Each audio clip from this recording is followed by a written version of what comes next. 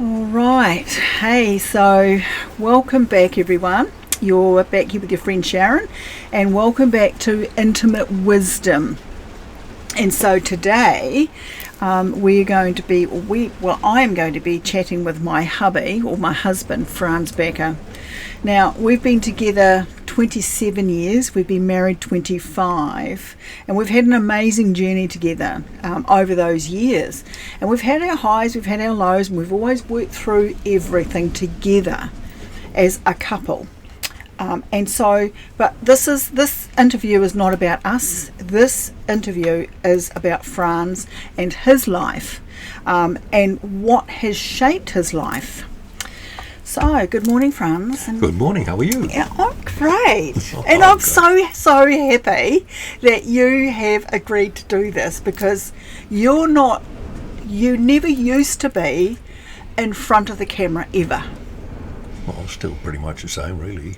Yeah, but you know what? You're doing it so well, and I think it's just friggin' amazing. Yeah, that's good then. Yeah. So we've got stories to tell, but anyway, so this interview is all about Frans. All right, Frans. So let's just start at the beginning, shall we? I was born. Yeah, indeed, you were. I was born. Believe it or not, people, I was born. But where were you born? Many years ago, I was born in the Netherlands. And what a fabulous place that was, not.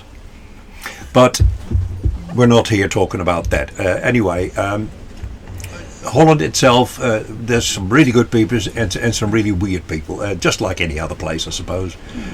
Problem with Holland is you had so many of them in a very small area, so then it becomes problematic. Thank God for New Zealand. Anyway, next question. Yeah, but how long were you in Holland before you made a decision that you no longer wanted to be there? I went through a couple of traumatic experiences like child sexual abuse and some other bits and pieces, and basically I became a little bit of an angry boy. So after I was into the army, I was put into the army for a couple of years. I started sort of figuring out that I had this bloody chip on my shoulder. I had this, let's call it a fuse that was almost non-existent. So I seriously had an anger problem. I had a problem communicating with people, unless it was with my fists. So thank God for the army. The army actually sorted it out, and I was put in the army at 17, came out about 19 and a half or 20, and I actually really liked being in the army. It gave me something that I never had before, something that I call self-discipline, and that self-discipline has actually served me well for many of the other things, because it gave me the strength to look at myself, to laugh at myself, to do all those things, and basically in that way try and keep my sanity. So you talked about being sexually abused. Was it as a child? Yes. And how old were you? I was about 6.5, 7 years old. And in what kind of circumstance or what kind of situation were you in for that to happen? It was at a Sunday school, and okay, you want to leave it at that. Okay, it was at a Sunday school. Right. Okay. So so how old were you when you came out of the army? I came out of the army when I was about 20-ish. Tried working in Holland for a couple of years. I really didn't like it. The attitude of people was pretty much disgusting. I had my first love of my life was music, and I have always been a music collector, so I listened to music a lot. When I was in Holland as a youngster, I would have had one or two friends but nothing more really. So I was pretty much of a loner then, and I, to a degree, I think I still am. Although it is now not because I don't like myself, it is now because I like myself that I like my own company. Yeah, and mine. Oh yeah, that's occasionally. Well, anyway, I was in Holland, and then doesn't mean that. one day, one of my uncles who lived in Christchurch, New Zealand, actually came up, and we had a chat, and he says, "Oh, it'd be something for you over there," and. So one thing led to another, a few other bits and pieces. At the time, I was working for Shell, London branch, so I applied for. I came over here, had a look around, and really liked it actually. So moved up here. Took about from first applying. Sitting an English test and a few other bits and pieces. It took about 10, 11 months before they allowed me to come here. But I arrived here in about 79ish. And loved it ever since, really. Yeah. So how old were you in 79? So I'm not going to count on my fingers. So you're 24. About 24. You're about 24. So you've been here for a while, eh? Yeah, I've been here for a while, 46 years. So did you get to work with your uncle for a while? I worked with my uncle for a while, but before all this happened, Holland was really an interesting place because one thing they do in Holland really well is educate people. So at the time pre-Google, it was they had one of the best libraries that one could find, and I had already discovered that there were certain areas of my life that weren't great. So I had started to research that. The other thing I started to research much earlier was my grandfather, mother's side. He always used runes, and even though he was Christian, he actually taught me how to use the runes, and he taught me how to work with them and how to take advice from them, etc., etc. So in other words, I became a student of the runes, and I would have been about 14, I suppose, and from that time on I have used the runes all the time, and I still do them every day. If I have an issue, I need to look at something, I draw a rune. Just basically, so that's how I roll. Yeah, and you were saying that you used to you would go to the library and research areas of your life. So what did you mean by that? What do I mean by that is reasonably simple. Areas of my life is I had issues with communication. I had issues with my anger. I didn't think so, but everybody else did. So you try and figure out why do people say that, and you try and figure out, okay, well, what can I do about it? And long story short, I was always grateful for my anger, because all the other kids that had been abused were done for years and years and years, and they only did me once. So me being a little bit of an angry bugger certainly saved me. Right. So sometimes anger has a way of protecting you from any further harm. Okay. And it was interesting because you were talking, I remember you telling me once, many years ago, and I've just recalled this, how you were seeing spirit and colours around people as a child. First time I can really remember was when I was about 4 years old, and remember that my grandfather, mother's side, had the same problem as I did. So problem meaning being psychic or clairvoyant, whatever the hell you want to call it. And at the time only radios allowed or invented, and the whole family was listening to the radio on a Sunday, and apparently a little girl 4 years old or 5 years old from the next village down had gone missing. And I said, no, she's not missing. She's right over there, close to the bridge in the reed, and she's looking up. And the whole family basically decided that I was either nuts or really nuts. And they basically really started to worry when 2 days later they found the kid in exactly the place that I described, in exactly the way, looking up. So I was evil. Straight after that, I was evil. I was the most horrible person in the world. And Still came to me for advice, but no, I was the horriblest person in the world. Yeah, so that was friends, family, loved ones. Yeah. Okay. Yeah, friends, I've always been very, very Dutch on. I don't have many. Yeah.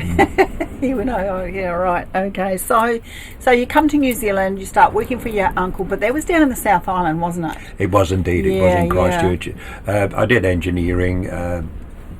I'm basically fitter welder by trade, so that's what I did over there, and it was okay, it was lovely, but then all of a sudden the business started going downhill a bit, and he said, "Oh, I gotta do something and this, that, and the other," and because I was related, he didn't how would you call that? He didn't want to choose me to take redundancy. I says, no, not a problem. I'll hand in my notice now, and I started looking around. I had my truck license as well, so I applied for a job as a truck driver, and there you go. So I got one, and worked for those people 3 or so years. I ended up doing household removals. Oh yes, there's an amazing story. You've got to share. That's how my next job arrived. Basically, I was asked by my boss on a empty backload to call in at a friend of his place in Dunedin, who was a prison officer at the time, and so we're loading up there, and one of the inmates that is doing the mowing of the lawn is actually getting too close to my truck, and translated, I said to him, stay away from my truck, because if you don't, I'll rip your balls out through your throat.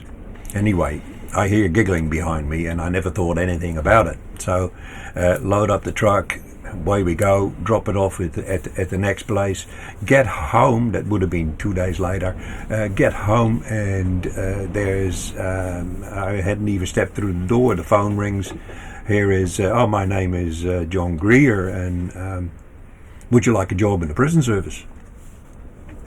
And I says, what are you paying? And the pay was about twice as much as I got as a truck driver, so I thought it was a good option. So I took that job. Yeah. And you did that for how long? About 20 years, I suppose. 20 years, yeah. And you moved all around the country, didn't you? I moved all around the country. Basically, I was born with itchy feet, and I still got them. At the age of 70, I still move around a lot and busy, but that's just me. But you know what's interesting about your time down in the Christchurch prison was meeting Nigel Latter. Well, yeah, I met Nigel Latter. We didn't get to know each other really well, but we knew each other by hey Nigel and hey Frans. Never got close friends or anything, but we did have quite a few talks, and which in the long run really became a blissful thing, because for those people who are watching this, Nigel Latter is a psychological leader in this country. He what he doesn't know hasn't been written about yet, pretty much. So he's quite clever in that area. But I talked to him a couple of times, and of course me being a hard ass, and him being a bit more of a do-gooder, and I understand everything. We were challenged by each other, and especially I was challenged by him, because it made me think.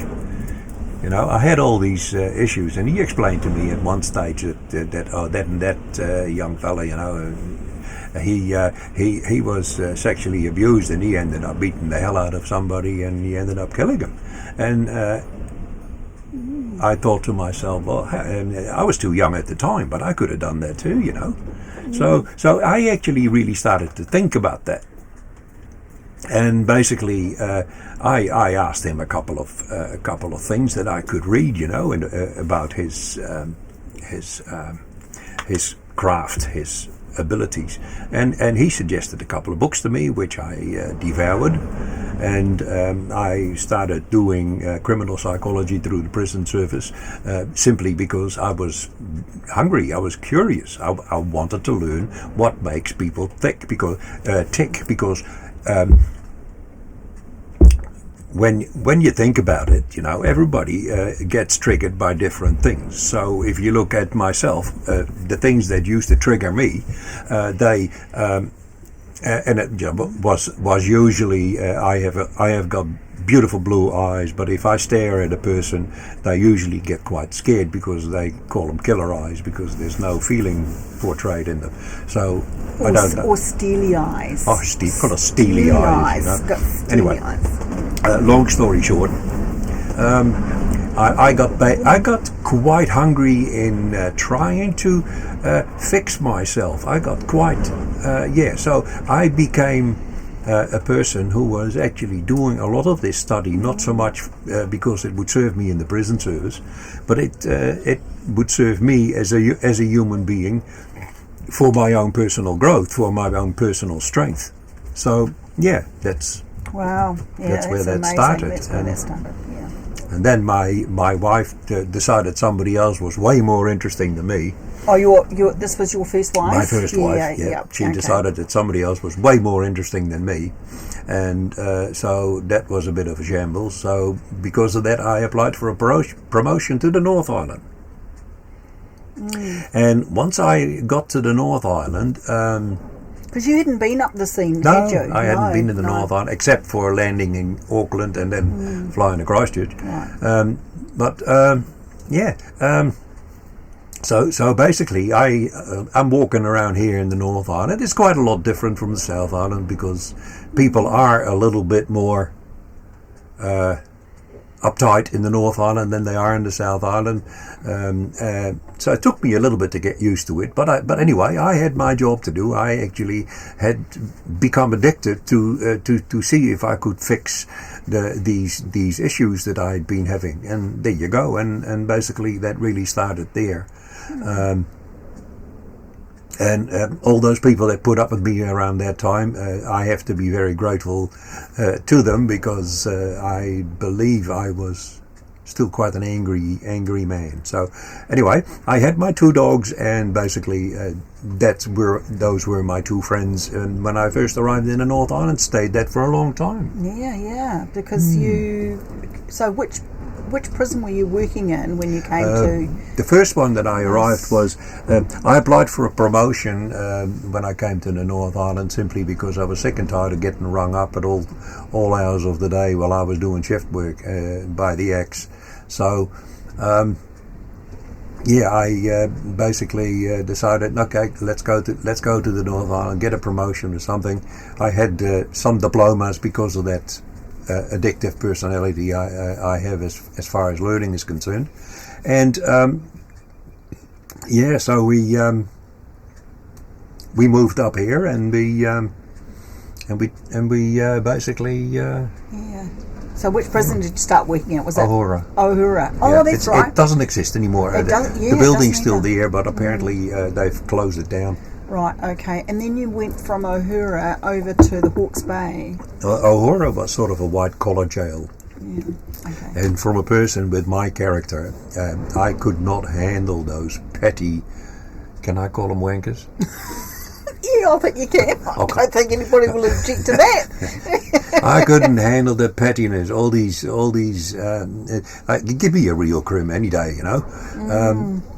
So anyway, I stayed there for a few years. I managed to get another level on my diplomas, two more levels to go, and I moved. I got a transfer to Mangaroa Prison, Hawke's Bay. Loved it over there. Oh, there was plenty of fun to be had. So Mangaroa, yeah. Oh, that's in the Hawke's Bay. That's the Hawke's Bay. Hawke's Bay Prison.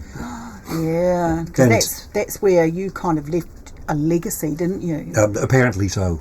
Yeah, and I'll tell you that story shortly. Yeah.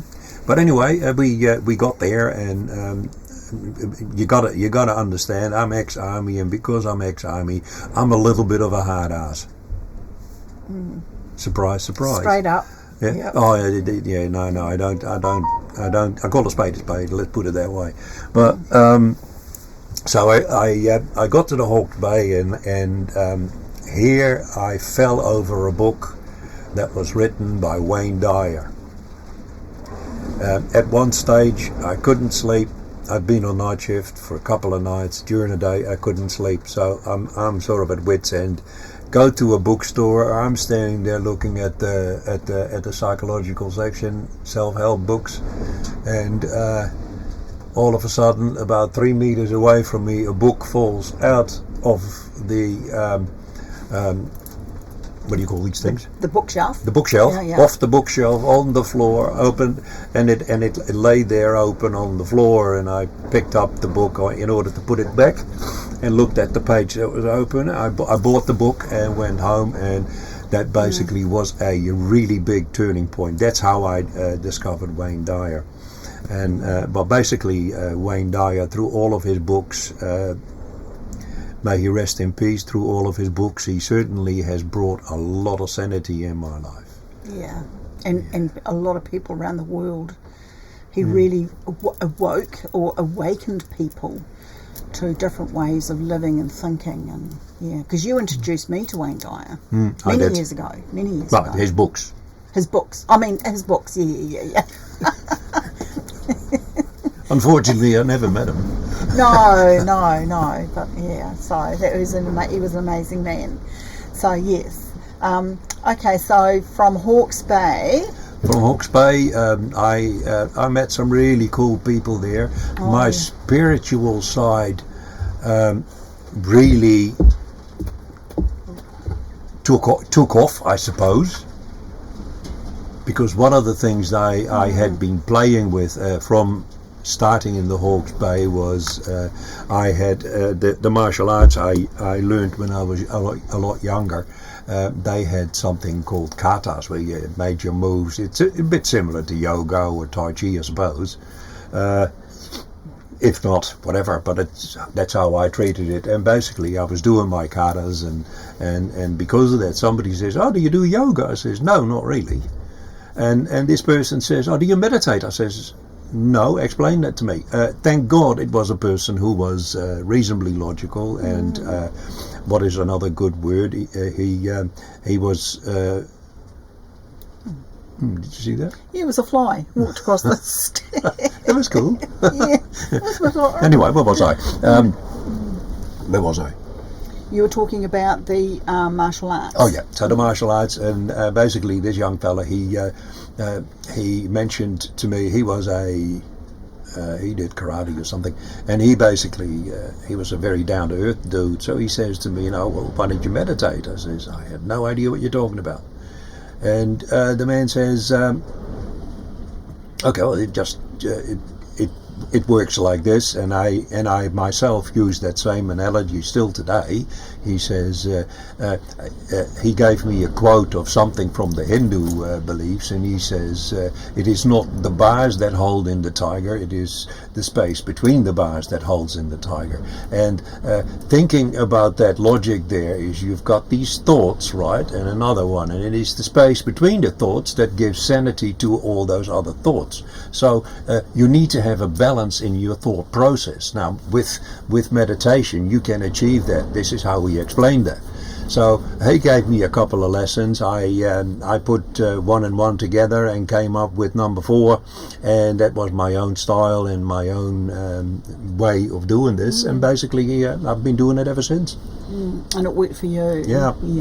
I mean, I myself, I don't have time to sit there for an hour or two to go and having no thought. I don't have time for that. So I tend to have about 4 or 5 up to a dozen meditations per day, and no longer than 5 minutes. But even with your woodwork and what you do And all with that, your carving and that's all in a meditative state, isn't it? Yeah. Because you kind of go into a zone and you go away. Yeah, don't talk to me thinking. when I'm in the zone. No. And I actually, when I need to get his attention, I've actually got to physically go up and touch him. And he just about flies out of his skin. But anyway. But it's interesting. I'm still in though. Yeah. My skin. But then you came to New Plymouth. Yeah, then after a number of years, I came to New Plymouth. I don't know why I did it. I think it was to help a friend or whatever motivation that was behind there. And I hadn't even been there for half a year, and I met her. actually, I think we both, if I remember rightly, I came back to New Zealand from Australia in the February, and then when did you arrive into? May. In the May. In 98. 98. And I arrived, I must have arrived 93. Yeah, 98. Yeah, it was February 98. So you came here 3 months earlier. So I came here 3 months, and then you arrived, and then I met you later on in the year, didn't I? Yeah. I can't remember when it exactly was, but we were sort of friends straight away, really. We were good friends, good friends for a year. Actually, it was interesting because I was in a meditation. I have to tell you the story. I was in a meditation group, and there were about 7 or 8 of us, and I just happened to mention that there was this really neat guy I've met, just cup of coffee friend, and I was able to talk to him about my earlier life, and because Frans had the wonderful philosophies and with his psychology background was able to help me shift through some of that stuff. But there was a guy in this group, and I'm not going to say any names, but there was a guy in this group, and he says, just be really careful, that guy, just don't get involved with him. And I went, oh, okay. So anyway, weeks and weeks and weeks, maybe months later, the meditation group had disbanded, and by then Frans and I had already gotten into a serious relationship. And I just happened to mention to him, this guy said to me, I had to stay away from you. He goes, well, no, yeah, of course he would, Sharon. He said, because I used to lock him up every night in Ohura. Oh, right. So that was interesting. That was very interesting, yeah. So that person had his own motives. Just a wanker. Probably, yeah. So anyway, okay. So you get to New Plymouth, and then we met. We get married, and you're going fast. Oh, okay. Have I missed some bits? Well, we get to New Plymouth and had a lot of fun there. Some really good people to work with, and some not so good people to work with. But it was a good place. I learned a lot from New Plymouth. Became interested in a way. No, not in a way. I became very interested in the Maori culture and started learning a lot about it. Please be aware of the fact I can't pronounce any of their names. I can't get my tongue around that, but I learned a bit about the Maori culture. To learn everything, you have to be a Maori. I'm fully aware of that. So, long story short, I learned a lot about Maori people and how they run and operate, and made things a lot easier for me to understand. And because I actually learned that even though they may call things different, but if I really look back at my ancestry, obviously, as you can see, I'm of Viking stock, and basically how they operated things wasn't that different to how our people lived in the old days before Christianity. So it wasn't really that strange to me. I could quite easily comprehend and understand that. So yeah. What was interesting about Frans working, and I'm going to raise this story now before we go any further. When he was working in the Hawke's Bay prison, he left a footprint there, left his legacy there, because he was, like you said, he was a hard ass. And I'd gone back to chefing, and I was chefing in Gisborne, and my boss comes to me and she says, Sharon, she said, there's 2 prison officers out in the dining room talking about your husband. And she happened to mention that his wife is working in the kitchen. And they said, well, we would like to have a chat with her. So my boss comes and gets me. We go out to the dining room, and here's these 2 guys saying to me, we know Frans. And he said everyone, and they were saying that everyone still talks about him, because he was the only guy that would never roll over for bullies. He wouldn't take any bullshit. And, and he had so much respect. And so many of the other officers had looked up to him because he would not bow down to anyone. And even the prisoners themselves were so grateful for you were tough, but you were fair, is what they told me. Yeah.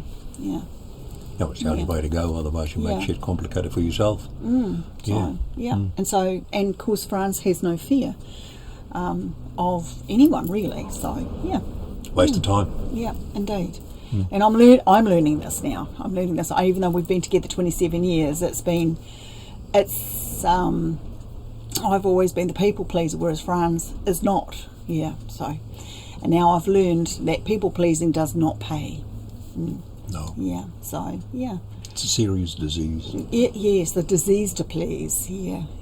Yeah, but anyway, that's basically me. The prison service actually gave me a good, as I'm a loner anyway, the prison service was a good avenue for me to work, because doing shift work, it gives you odd times off, and it gave me plenty of time to study the runes, to learn all sorts of other things, and it was fantastic. I mean, I spent a lot of time learning, and I would never say that I know it all. I don't want to, but I'm getting older now, and I wouldn't call myself wise, but I would actually say I'm getting there. I'd agree with that. Yeah. So interesting enough, when I first met Frans, he's a healer, of course. We're all healers. He was, and I was doing readings at the time, so a healer, a reader, and then somehow things switched around, and he always said to me, no, I'm never going to do any readings, I'm not going to do that. But you know what, Spirit had different ideas with you, eh? Yeah. It was amazing. They tend to have that sometimes. Yeah. So Creator had different ideas for you, eh? So and you made a decision to start reading one day. Oh, basically it has to do with the fact that if you want to hear God laugh, you have to tell them your plans, and basically if they have different ideas, then you may as well all right then, and you go with it, whether you like it or not. It's not really neither here nor there. But I went with going for the readings, and I tell everybody who I do a reading for, I work different than others. And so when you say you work different to others, how does that happen? Okay, what I say in most readings is that I try to focus as much as I can on positivity, because I simply believe there's enough crap in the world already. I certainly don't want to add to it. Right. So, and with your psychology background... I can't say that I bring people to change, but what I can say is that I lead them to water. Whether they drink, that is up to them. Yeah. It's amazing, because it's like, that you can lead a horse to water, but you can't make it drink. And you know what, I've over the last couple of years, I've been able to say I was that horse, and I did drink. Good. And I drank thirstily. Good. Yeah. And it's just changed my whole life. Absolutely, yeah. And many people have done the same, been through the same. And that's cool, and that's why I'm here for. And it's about a choice, isn't it? And everything that we do is a choice. Absolutely, isn't it? Everything in our lives. Absolutely. Yeah. So you chose me. Yeah, you chose me, wasn't it? No, no, it's not true. Yeah. No. I came home one day, I says, we may as well be married. What the hell? No, I was packed up ready to go back to Australia. And and then you asked me to marry you, and it's like, oh, okay, yeah, well, let's do it. So, and we did. We did, yeah. Yeah. And she's been happy ever since. We've had some great moments, eh? Yeah. We've had some, the odd time we have a little wobble, but that's not. But we've always worked through them, just like every couple. That's the thing. It's about communication. Quite a lot of people go for silent treatment. That doesn't work. No. I tried that myself once. It didn't work. No, it doesn't work. No, it never does. So I've been able to, and it's great, because that's one thing I learned through this relationship is communication. To be able to talk things out. Yeah. and know. And the first step is listening to that other person, isn't it, about their feelings and what they're feeling and what it is that needs to be said. So, Absolutely. Yeah, and he'll tell you that we have these big discussions and we just do everything she says. Yep. Sharon and I discuss everything, and then I do exactly what she wants. Otherwise, I get trouble.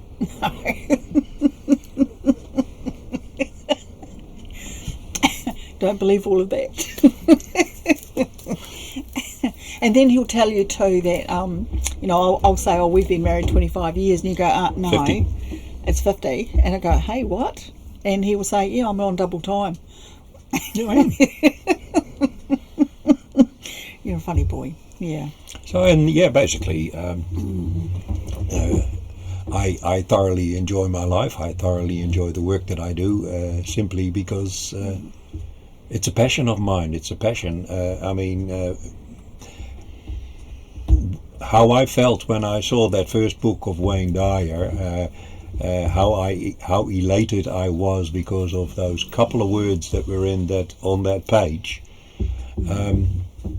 I like to see other people having a similar experience, so that's why I work the way I do. And your work has really escalated since COVID days, hasn't it? Because people now are afraid for their futures, and so many of your clients have come to you and you've given them a roadmap and really peace of mind, eh? Well, that's my intention. As I said, I can't do anything if they don't use the information. That is their choice. But exactly, and I can't take responsibility for that. I find it sad, but hey. Yeah. But there's not that many that haven't taken your advice. Not really. No, but you've been even to Australia, haven't you? I've operated in Australia several times because of people invited me to go and do some work over there. I could actually say I was reasonably popular over there. And I, to be honest, the culture in Australia and here in New Zealand, it may as well be the same country, because it's exactly the same. I like it over there. But do you like the fact that the people that you read for really got stuck in and listened to your reading it and went away and did what you suggested? Yeah, I found it and actually changed their lives. At the time, that was before COVID. At the time, I got everybody's email address, and they got mine, and and basically I had several people that of those Australian ones that actually contacted me. I listened to your at the time discs. I listened to your disc again, and I got something out of it. Now I'm actually a bit confused. Then they said, and they asked me a question, and I passed on what my gut instinct was there, and basically from New Zealand people, even though I know lots of them have gotten help for it, I don't really get that a lot. So I don't know what the story is there, but that's an interesting thing, really. Yeah. Okay. Right. So your runes reading. Now you actually have made your rune. You make your own runes. Yeah, don't I make you? my own runes. And gift them away to many people. I have given a lot of sets away simply because I believe that people might get some help from it. It is the same as all the other things, I mean, it's a tool, and with a hammer you can build a house. With the runes you can build yourself. And basically what they do with it is another story, but at least they have the tool. And I know when we do our lives and you pull a rune, often the comments that we get coming back to us is the dead rune on is or spot bang, on. Or spot on. Yeah. And then also cool. you give your clairvoyancy along with it. Yeah. Yeah, that's all part and parcel of the whole Right, nice, very nice. So now, because your career as a prison officer, also your career as a a clairvoyant medium, it has taken you to so many different places, hasn't it? It has. I mean, I certainly cannot complain. It certainly has kept my itchy feet from itching too much. Yeah, because then we bought a bus, you kitted that out, and we travelled all around the North Island. All around the North Island, yeah. To do different events and doing our retreats. The engine doesn't work anymore, but it still lives pretty good. Yeah, and now we're embarking on a whole new journey together, which we're really excited about, and that's our psychic high teas. And hopefully that's going to help a lot of people as well, and that's our aim. That's why we do it, really. That's just our passion, isn't it? It's helping people. Yeah. All right. So now, with everything that we know about, so you're nearly 70 years old, and there's no signs of you slowing down.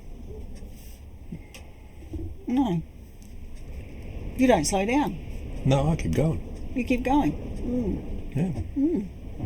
Yeah, I keep going. So what advice have you got for anyone that may be going through a difficult time right now? That's really simple. Okay, first thing we need is have a sense of humor. Okay? Be aware of the fact that we're all human beings. Be aware of the fact that human beings will make mistakes.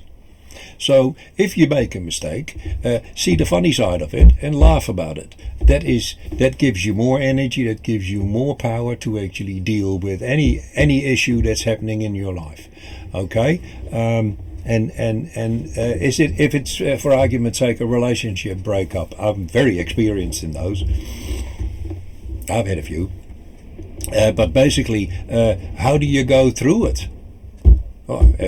It's like what the Buddha says, a journey of 1,000 miles starts with one step. So, okay, this bad thing happens to you, whatever it is, and so we will travel through it one step at a time. So we just go one step at a time and we move forward. When we stub our toe against something, we can learn something from it, but don't kick that thing, and basically with people it's the same. Quite often people, the biggest mistake that people do is people want to be in control. That's the biggest fault that we have, and we want to take control of everything, even things we can't do anything about. So my motto and my favorite rune indeed is Ingus. Ingus is that rune that tells us that, okay, new beginnings coming, but remember where your responsibilities start and where they end. Okay, and I don't have much control over many things in my life, so basically I do what I have control over, and what I don't have control over I pass on to them upstairs, in my case Ing the hero god, and basically that's how I deal with a lot of issues. Why do I do that? Because why would I waste my energy on trying to change people? They can only do that themselves. I don't have to do that. It's so true. And so my responsibility, I do a reading for somebody, that's my responsibility. If they want to take out of it what is positive and helpful for them, Bob's our uncle. If they don't, not my responsibility. I can't change them. So, because a person will only change if they feel like it. If they're ready. And if they're ready. And sometimes you tell, I was actually told by someone that I did a reading for that, it took me a couple of years to actually get around to it. But when I did, you were right. I said, okay, cool. It's amazing, eh? Yeah. He probably didn't want to pay for more readings. But at least it's about sowing the seed, isn't it? It's about sowing the seed, and when it takes off, it takes off. Yeah. So if they're not ready, and even though they come to you for a reading because they know that things aren't working in their lives, things are off. They feel off. They feel out of balance. So they come to see you. You give them the tools that they need, and then they'll go away and they'll have a think about it. And sometimes they just go into the too hard basket for a little while until things keep and that's okay too. Turning into shit. Oh, there's a fly there. Turning to shit, and then they will reflect back on that reading and think, oh right, okay, that's why this is happening. That is, I'm happy with that as well. That's all good. Yeah. And you've even helped people on the verge of suicide. Several, yeah. That's what impresses me. That really impresses me, and it's and it impressed the people that you worked with too. That you were able to pull them through the other side of wanting to end their lives. Yeah. Well, again, I didn't pull them through. I just showed them it was possible. Yeah. And gave them showed them how and where to find the courage and pull through. And it's interesting too, Frans, because these people had constantly been to counsellors and psychiatry and that sort of thing, and nothing helped them until they met you. And it was a different approach to how you counsel, to how the clinical counsellors work. And so you don't sit them in an office, you sit them down by the river or take them into the bush or... Well, I don't like the word counselling, but if you want to use that, I use my life experiences and what I've learned in order to pass information on. Most of that doesn't come from a book, so it comes from my experience. So that may be the difference. I don't know. I can't answer that really. Yeah. But it also comes from what you've learned through your psychology time too, doesn't it? So it helps you understand people's mental states, is it? Well, understand. On a psychic level, or I pick up on their feeling, and they're feeling high, low, medium, or whatever, and basically I can sort of immediately see that it's because of this or that's because of that, and then basically you got to make sure there is a little bit of light on that tunnel, as. I think it was Wayne Dyer that wrote that one. He says, when you think you're stuck in a hole and you can't get out, have a look around. There might be a ladder behind you. So, basically, there's always an opportunity. There's always somebody who's there to help you. So ask and work with whoever suggests. Yeah. Yeah, and what's interesting too about our journeys is that when something is no longer working, it's about giving yourself permission to release it, Yeah. And then when you release it, your whole energy field changes, and then it's what comes in afterwards. It's phenomenal. Yeah. I mean, especially in today's age, I mean, there's so much information. I sometimes call it bullshit. There's so much information around us that it is very hard to filter out the important or the interesting things and the non-interesting things or the BS, and so people can quite often become snowed under by all this information. I tend to say to people that get a big filter, release all this crap that you're carrying with you, and keep going. I mean, and I think what's important too is that people forget to take care of themselves first. Take self-care. Yeah. And be compassionate with themselves. Doesn't matter what's, and it's like grieving. There's no time limit with grieving. Yeah, there's no specific way that anyone does it.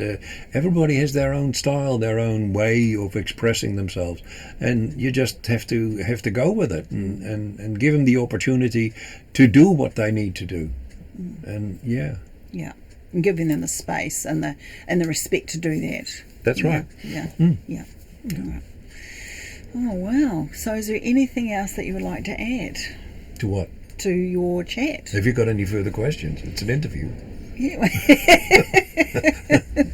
I think we've pretty much covered everything. I think so. I think I just value you as a person, not just because you're my husband, but I value you as a person, because any time that I've come to you with a problem or an issue, we sit down and you often get a pen and paper and you draw things out for me, because my brain doesn't work like your brain. And so when you put things down in a diagram, it's like, oh, okay, yeah, I get that now. You know. Oh no, listen, I mean, communication is communication, and I find communicating fun.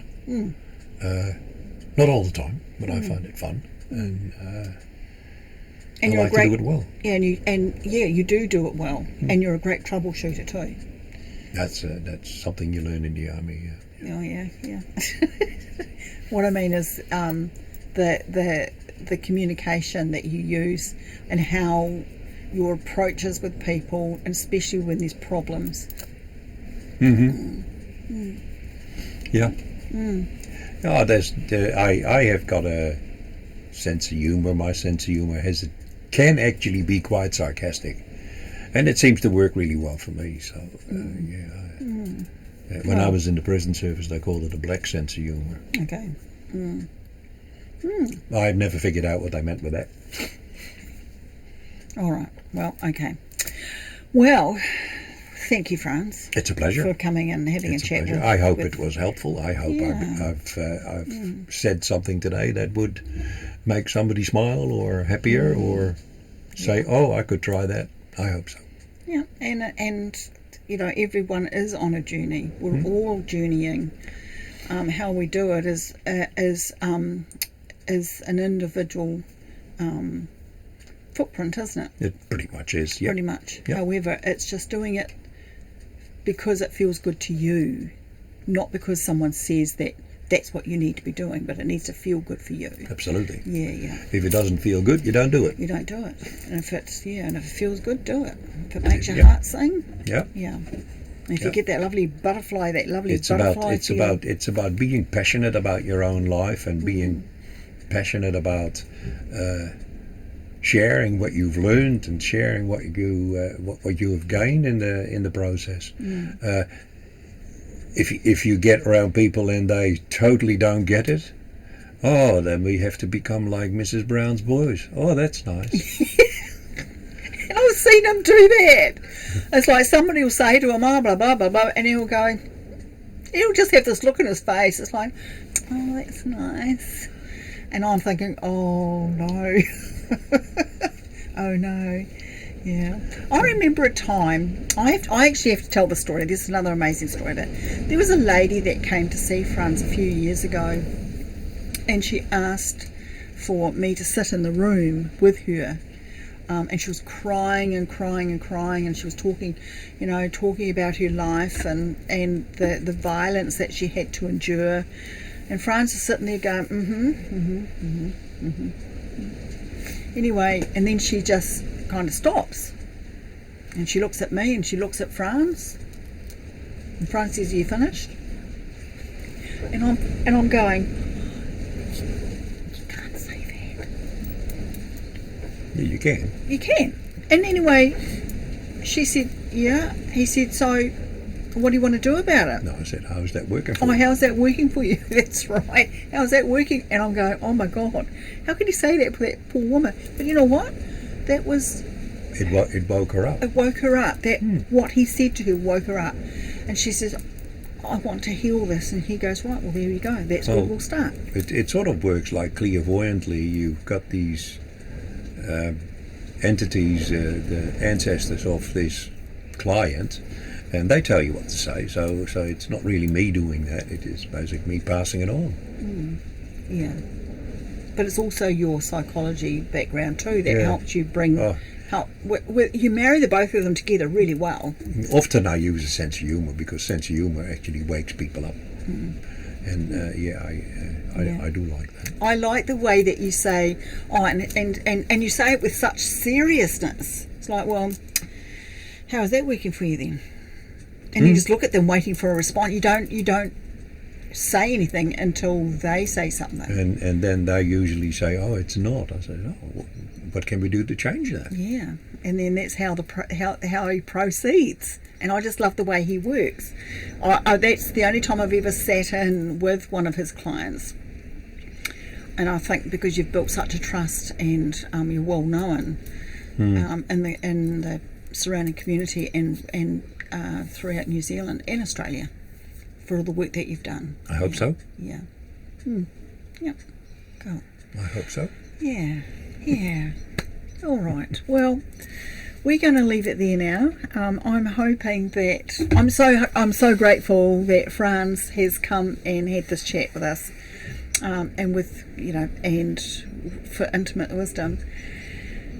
Yeah, and I'm just really proud to be in this time, in this space with Frans, and we're doing this journey together. It's just been amazing. All right then, my beautiful people, thank you very much. Nice to meet you. Yeah, and again, we'll see you all again really soon. Take care and bye for now.